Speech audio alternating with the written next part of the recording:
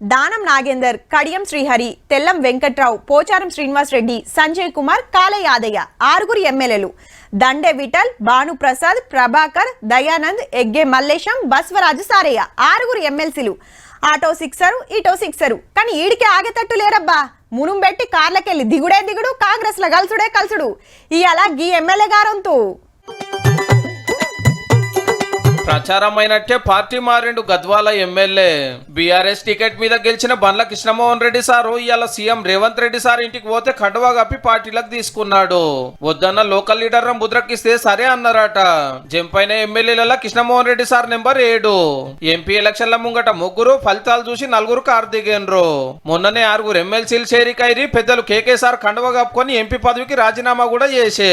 ఎన్నో పదవులు చేసిన సీనియర్ లీడర్ కాబట్టి సర్కార్ సలహాదారు పదవి ఇచ్చిండ్రు ఇయాలనే.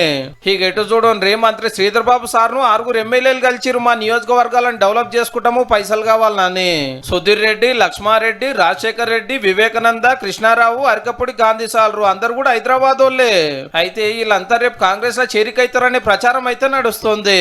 చెల్ మా గుర్తు మీద గెలిచిన వాళ్ళని మీరెట్లా తీసుకుంటారని గులాబీ పార్టీ వాళ్ళు గుస్సా అవుతున్నారు.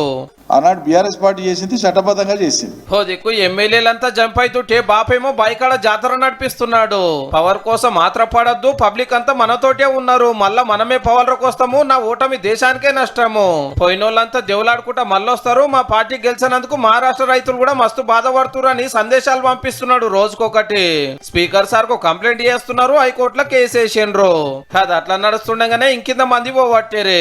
అసెంబ్లీలో బీఆర్ఎస్ కు 39 మంది ఎమ్మెల్యేలు ఉంటే మొన్న కంటోన్మెంట్ లో ఓడింది కాబట్టి ఒకటి పోయినట్టే.